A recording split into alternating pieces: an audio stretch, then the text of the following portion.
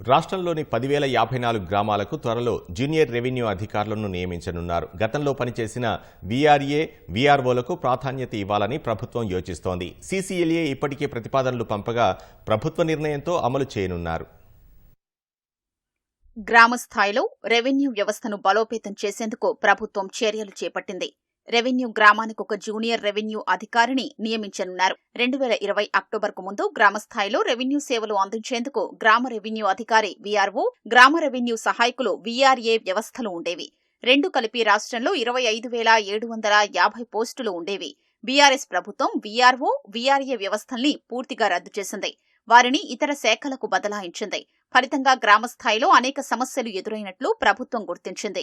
క్షేత్రస్థాయిలో పాలనాపరంగా యంత్రాంగానికి వీఆర్ఓ, వీఆర్ఏలు కీలకంగా వ్యవహరించేవారు. విపత్తులు, పంట నష్టం అంచనాల మొదలు ప్రభుత్వ పథకాలకు అర్హుల గుర్తింపు, సమాచారం చేరవేతకు మాధ్యమంగా పనిచేశారు. ప్రధానంగా వీరు ప్రభుత్వ భూములు, చెరువుల రక్షణకు తోడ్పడేవారు. ఇటీవల సీఎం రేవంత్ రెడ్డి, రెవెన్యూ శాఖ మంత్రి పొంగులేటి శ్రీనివాసరెడ్డి రెవెన్యూ శాఖపై సమీక్ష చేశారు. గ్రామస్థాయిలో రెవెన్యూ వ్యవస్థ పటిష్టపరచడంలో భాగంగా సిబ్బంది నియామకానికి నిర్ణయం తీసుకున్నట్లు సమాచారం.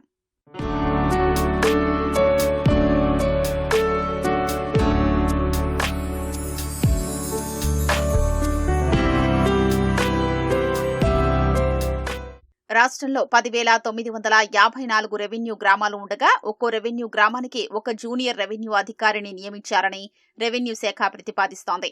వారిని జూనియర్ రెవెన్యూ అధికారి లేదా గ్రామ రెవెన్యూ కార్యదర్శి పేరు పెట్టేందుకు సిఫార్సు చేసింది.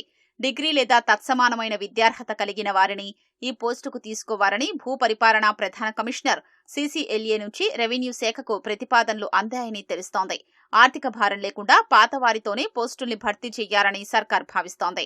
గతంలో వీఆర్ఏ, వీఆర్ఓలను ఇతర శాఖలకు బదలాయించినా ఇప్పటి వరకు సర్దుబాటు కాలేదని సమాచారం. సర్వీసు ఇబ్బందులు, ఇతర శాఖల్లో సమానమైన పోస్టులు లేకపోవడం వంటి ఇబ్బందులతో పాటు వారికి చేసేందుకు పని లేదని పేర్కొన్నట్లు తెలిసింది.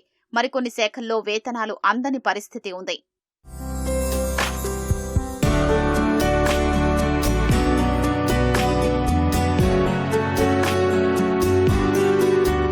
ప్రభుత్వ భూములు, చెరువులు, నీటి వనరులు, చెట్ల పరిరక్షణ సహా భూ సంబంధిత వ్యవహారాల్లో క్షేత్రస్థాయి విచారణకు జూనియర్ రెవెన్యూ అధికారులు ఉపయోగపడనున్నారు. అన్ని రకాల ధృవపత్రాలకు సంబంధించి విచారణలు, ప్రభుత్వ పథకాలకు అర్హుల గుర్తింపు, భూ సర్వేకు సహాయకారిగా ఉండడం, విపత్తులు, ఇతర అత్యవసర సేవల్లో తోడ్పాటు అందించడం వంటి బాధ్యతలు అప్పగించనున్నట్లు ప్రభుత్వ వర్గాలు చెబుతున్నాయి.